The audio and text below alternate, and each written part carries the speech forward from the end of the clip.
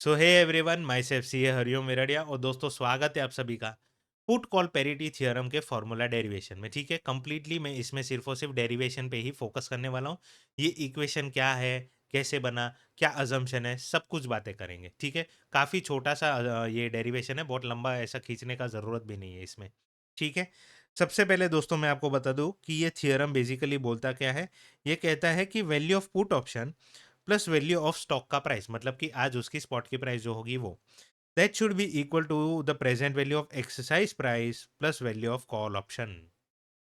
ठीक है, ये है पुट कॉल पैरिटी का थियरम। और ये यूज कहाँ पे होता है ये भी सुन लो। अगर मेरे को कॉल ऑप्शन की वैल्यू पता है, ठीक है, आपके मॉड्यूल में एक क्वेश्चन है जहाँ पे आपको कॉल ऑप्शन की वैल्यू पता है, और उस केस में अगर आपको पूछा है कि पुट ऑप्शन की वैल्यू कैलकुलेट करके दो, तो ये पर्टिकुलर थियरम को आप यूज करके पुट ऑप्शन की भी वैल्यू निकाल सकते हो। ठीक है, ऐसा कोई भी क्वेश्चन नहीं है दोस्तों हमारे सिलेबस में जहाँ पे पुट ऑप्शन की वैल्यू हमारे पास है और कॉल ऑप्शन का निकालना है। बट अगर पूछा तो आप ये यूज करके डेफिनेटली उसको निकाल सकते हो। ठीक है, ओके। अब क्योंकि ये दोस्तों थियरम है, तो ये एक अजम्पशन पे बेस्ड है। ठीक है, वो अजम्पशन क्या है ये सुनो। मान लो दोस्तों, आज से एक साल बाद मेरे को ना 110 रुपया चाहिए। ठीक है, 110 रुपया मेरे को चाहिए। तो मैं एक बैंक के पास गया, बैंक ए, और मैंने उससे बोला कि बैंक ए, सुन ना, मेरे को 1 साल बाद ना 110 रुपया चाहिए। तो तू मेरे को बता कि आज मैं तेरे पास कितना इन्वेस्ट करूं। तो बैंक ए ने मेरे से बोला कि देख भाई, हम लोग रेट ऑफ रिटर्न ना 10% प्रोवाइड करते हैं हमारे इन्वेस्टर को। तो अब तू देख प्रेजेंट वैल्यू कितना आता है। 110 डिवाइड बाय 1.1 किया मैंने दोस्तों, 100 रुपया मेरे को डिपॉजिट करना पड़ेगा आज उसके पास। तब जाके 1 साल बाद मेरे पास 110 रुपया होगा। ठीक है, फिर मैंने एक काम किया। बैंक ए का तो मैंने सुन लिया कहानी, बैंक बी के पास गया देखने के लिए क्या उसका क्या सिनेरियो है वो देखने के लिए मैं गया। तो बैंक बी को मैंने बोला, बैंक बी सुनना, आज से 1 साल बाद मेरे को 110 रुपया चाहिए। तो तू बता कि आज मैं तेरे पास कितना पैसा डिपॉजिट करूं। तो बैंक बी ने मेरे से बोला कि भाई सुन, हम तो हमारे इन्वेस्टर को रेट ऑफ इंटरेस्ट जो प्रोवाइड करते हैं रिटर्न, वो है 12% का। तो तू ये देख कि प्रेजेंट वैल्यू आज कितनी आ रही है, 110 डिवाइड बाय 1.12, वो आता है 98.21। करेक्ट है। अब मेरा आपसे एक सिंपल सवाल है दोस्तों, अगर दुनिया में सिर्फ और सिर्फ दो ही बैंक है, बैंक ए और बी, और इन्वेस्टर जो है वो अपना पैसा इन्वेस्ट करना चाह रहे हैं, आप मेरे को बताओ, बैंक ए के पास कोई अपना पैसा लगाएगा कि नहीं लगाएगा। ठीक है, थोड़ा सा 30 सेकेंड दे रहा हूँ आपको, सोच लो। बैंक ए के पास कोई पैसा लगाएगा कि नहीं लगाएगा। ठीक है, नहीं लगाएगा। सर क्यों? बेटा इसीलिए क्योंकि 100 रुपया इन्वेस्ट करके ये हमको 110 ही रुपया दे रहा है। अरे सर, ये भी तो 110 ही रुपया दे रहा है। हाँ, बट वो उसके लिए मांग कितना रहा है, सिर्फ और सिर्फ 98.21। कम मांग रहा है। कम पैसा इन्वेस्ट करो फिर भी ज़्यादा दे रहा है। यहाँ पे 100 रुपया डाल के 110 मिल रहा है, और यहाँ पे 98.21 इन्वेस्ट करके वहाँ पे भी 110 मिल रहा है। तो कोई बैंक के पास क्यों जाए? कोई इन्वेस्टर पागल थोड़ी ना है कि ज़्यादा पैसा लगा के वो उतना ही रिटर्न कमाए जितना बैंक बी दे रहा है कम पैसे इन्वेस्ट करके। समझा कुछ? ठीक है, तो इसका मतलब बैंक ए के पास कोई नहीं जाएगा। और कोई शातिर इन्वेस्टर हो ना, तो वो तो क्या करेगा मालूम है, 10% के हिसाब से 10% के हिसाब से 100 रुपया वो बैंक ए के पास से बोरो करेगा। बैंक ए ने उसको 100 रुपया दिया, उसने अपनी जेब में डाला। बैंक बी के पास गया, उसको बोला उसने, तेरे को कितना चाहिए? उसने बोला 98.21। तो जिस जेब में 100 रुपया पड़ा था, उसमें से मैंने 98.21 बैंक बी को जो है वो दे दिया। अभी मेरे जेब में कितना पड़ा है दोस्तों? 100 माइनस 98.21 करूँ, 1.79 आज ही मेरे जेब में पड़ा है दोस्तों। रिस्क लेस प्रॉफिट, आर्बिट्राज हो गया। ठीक है, तो इसका main assumption, put call parity theorem का मेन अजम्पशन ये है कि अगर आपको एक आर्बिट्राज फ्री वर्ल्ड चाहिए, ठीक है, ताकि कोई इन्वेस्टर मिस प्राइसिंग का बेनिफिट ना उठाए। मिस प्राइसिंग यहाँ पे कितना था, 1.79 रुपीज का मिस प्राइसिंग का बेनिफिट था।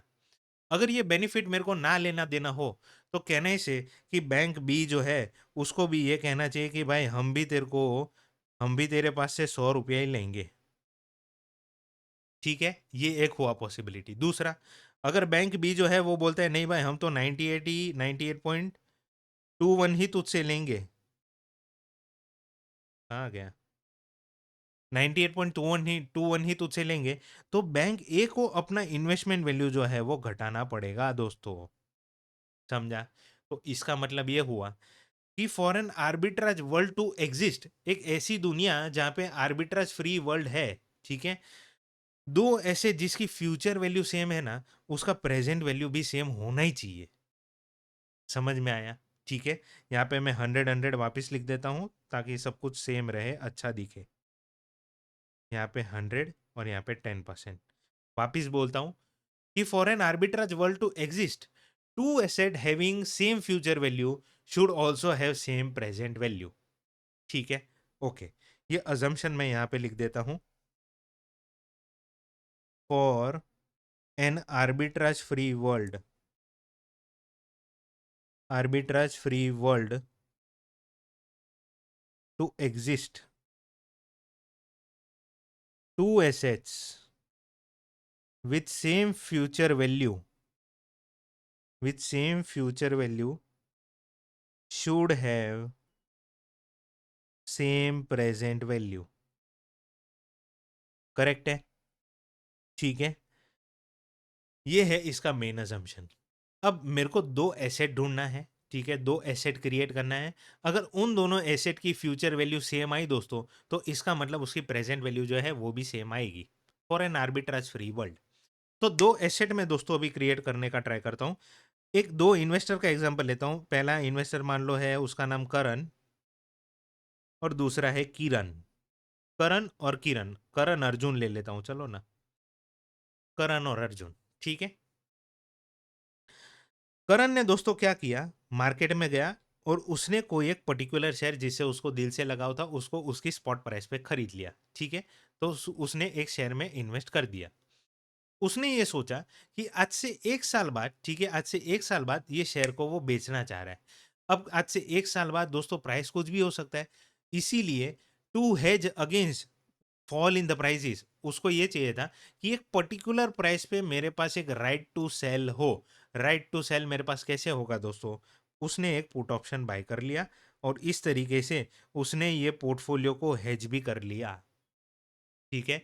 जो स्पॉट प्राइस पे उसने खरीदा था और फिर उसने सोचा कि आज से 1 साल बाद बेचना है, बट एक पर्टिकुलर प्राइस पे बेचने की इच्छा है, तो एक राइट टू सेल भी उसने क्रिएट किया bye purchasing a put option for a particular strike price, ठीक है, ओके। अर्जुन ने क्या किया दोस्तों, वो करण को जानता था अच्छे तरीके से, ठीक है। तो उसने सोचा कि करण आज से 1 साल बाद दोस्तों वो शेयर बेचने वाला है, और अर्जुन ने सोचा कि आज से 1 साल बाद मेरे को ये शेयर चाहिए। अब क्योंकि मेरे को ये शेयर चाहिए, बट एक पर्टिकुलर प्राइस पे मैं ही इसको रेडी होगा खरीदने के लिए, तो इसीलिए उसने सोचा कि ये मैं एक राइट टू बाय क्रिएट कर देता हूँ, to buy at a particular strike price. तो उसने एक कॉल ऑप्शन जो है वो खरीद लिया। अब क्योंकि उसने कॉल ऑप्शन खरीदा है, मतलब कि आज से 1 साल बाद करण जब बेचने आएगा अर्जुन को वो शेयर, कहने से अर्जुन वो एक्सरसाइज प्राइस अपनी जेब से निकाल के देगा करण को, क्योंकि उसके पास एक राइट है to buy the share at a particular price. तो वो पर्टिकुलर प्राइस जिस पे वो बाय करने वाला है, उतने पैसे उसके पास होने चाहिए 1 साल बाद, ठीक है। क्योंकि एक्सरसाइज प्राइस उसके पास आज से 1 साल बाद होना चाहिए, तो वो पैसे वो आज ही इन्वेस्ट कर देता है, उसकी प्रेजेंट वैल्यू वो आज ही इन्वेस्ट कर देता है, इस तरीके से कि आज से 1 साल बाद उसके पास वो एक्सरसाइज प्राइस हो, मतलब कि वो present value of strike price जो है वो इन्वेस्ट कर देता है आज ही। और इस तरीके से अर्जुन भी एक पोर्टफोलियो जो है वो क्रिएट कर देता है। अब दोस्तों मेरे पास दो पोर्टफोलियो है, एक और दो दो एसेट है। अगर इन दोनों की फ्यूचर वैल्यू सेम आती है, इसका मतलब उन दोनों की प्रेजेंट वैल्यू जो है वो भी सेम आएगी, और इस हिसाब से मेरा put call parity theorem ready हो जाएगा। मेरा काम सिर्फ एक है दोस्तों, सिर्फ एक, कि मेरे को ये देखना है कि फ्यूचर वैल्यू इन दोनों पोर्टफोलियो की क्या सेम है। अगर है तो मेरा portfolio put call parity theorem जो है वो डिराइव हो गया। करेक्ट है, ओके। मैं एक एग्जांपल लेता हूं दोस्तों। यहाँ पे मैं पहले तो करण और किरण का पोर्टफोलियो लिख दूं दोस्तों एक बार, करण और अर्जुन, ठीक है। आज उन्होंने जो पोर्टफोलियो बनाया है वो क्या है, इसने put option plus spot price, और इसने प्रेजेंट वैल्यू ऑफ एक्स को आज इन्वेस्ट किया है along with a call option. ये है एक्सपायरी, मतलब कि 1 ईयर फ्यूचर वैल्यू, ठीक है, एट अ फ्यूचर डेट। यहाँ पे मेरे को अगर दो वैल्यू सेम मिल गई, इसका मतलब इसकी प्रेजेंट वैल्यू जो है वो भी सेम होगी। इतना तो समझ में आया, ठीक है। मैं एक हाइपोथेटिकल क्वेश्चन क्रिएट करने का ट्राई करता हूँ। मान लो दोस्तों कि spot price at year 1, at 1 year, मान लो वो है 800, ठीक है, 800 रुपया। दूसरा रेट ऑफ इंटरेस्ट हम लोग लेते हैं 10% का, सिंपल रखने के लिए और कुछ नहीं। एक्सरसाइज प्राइस दोस्तों call and put equal to 550 लेता हूं। सर दोनों का स्ट्राइक प्राइस है, अपने सेम क्यों लिया दोस्तों? अरे मैंने यहाँ पे बोला दोस्तों कि हम लोग जिस स्ट्राइक पे ढूंढने वाले हैं, ठीक है, कहने से ये एक इक्वेशन में दोस्तों, ये एक इक्वेशन में एक्सरसाइज प्राइस तो एक ही है। इसका मतलब ये पुट कॉल पेरिटी का थ्योरम सिर्फ एक ही एक्सरसाइज प्राइस के लिए हमको पुट और कॉल की वैल्यू बता सकता है, ठीक है। ये बहुत बड़ी चीज है इसमें दोस्तों। आप किसी दूसरी स्ट्राइक प्राइस का कॉल ऑप्शन यूज करके किसी और स्ट्राइक प्राइस का पुट ऑप्शन नहीं निकाल सकते। जिस पुट ऑप्शन और जिस कॉल का आपको वैल्यू निकालना है, उन दोनों की स्ट्राइक प्राइस एक ही होनी चाहिए, ठीक है, ओके। इसीलिए मैंने ये यहाँ पे ऐसा लिखा है कि स्ट्राइक प्राइस जो है वो कॉल और पुट दोनों का सेम होना चाहिए, ओके। अब मैं दोस्तों यहाँ पे आपसे कहता हूं, अगर मेरे को इसका फ्यूचर वैल्यू निकालना है ये एसेट का, तो मैं कैसे निकालूं? मैं कहता हूं कि आज से 1 साल बाद स्पॉट वैल्यू तो दोस्तों मेरी आई 800 रुपया, वो यहाँ पे मैंने लिख दिया। पुट ऑप्शन की एक्सपायरी डेट पे क्या वैल्यू होगी दोस्तों? एक्सपायरी डेट पे पहले बात तो ये चीज समझ लो कि पुट ऑप्शन में एक्सपायरी की डेट पे कुछ भी टाइम वैल्यू नहीं होगी, सिर्फ और सिर्फ इंट्रिंसिक वैल्यू होगी। पुट ऑप्शन का इंट्रिंसिक वैल्यू होता है maximum of exercise price minus stock price comma 0, ठीक है। यहाँ पे एक्सरसाइज प्राइस क्या है दोस्तों? 550 माइनस 800 करो कॉमा 0, इसीलिए मैक्सिमम वैल्यू आई 0। ये out of the money option है, इसलिए इसका पे ऑफ जो है वो है नील। तो यहाँ पे मैंने लिख दिया 0। उस हिसाब से फ्यूचर की वैल्यू आई दोस्तों ये एसेट की 800 रुपया। जब मैं अर्जुन का बात करता हूं, तो सबसे पहले तो मैंने देखा प्रेजेंट वैल्यू ऑफ एक्स उसने इन्वेस्ट किया है आज, ठीक है। अब प्रेजेंट वैल्यू ऑफ एक्स कितना होगा दोस्तों?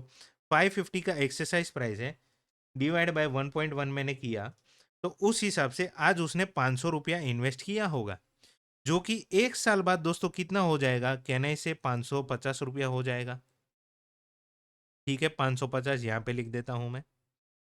और कॉल ऑप्शन की क्या वैल्यू होगी एक्सपायरी पे? कहने से एक्सपायरी पे कॉल ऑप्शन का टाइम वैल्यू ऑफ मनी होगा 0। इंट्रिंसिक वैल्यू कुछ ना कुछ आ सकता है। Intrinsic value of call option is equals to maximum of spot price minus exercise price comma 0। Spot price मेरा है दोस्तों कितना? 800 रुपया। एक्सरसाइज प्राइस है दोस्तों मेरा 550। उस हिसाब से मैंने प्रॉफिट पे ऑफ मेरा कितना हुआ? 800 माइनस 550, 250 का दोस्तों मेरा पे ऑफ हुआ, और ये 800 रुपया आया। Two asset having same future value should have same present value for an arbitrage free world to exist. Therefore put option का value plus spot that should be equal to present value of exercise price plus call option value. Derivation खत्म, simple था, ठीक है। I hope आपको समझ में आया, और मजा आया तो ठोको लाइक, ठीक है। मिलते हैं अगले एपिसोड में, बट तब तक के लिए thank you very much, have a nice day.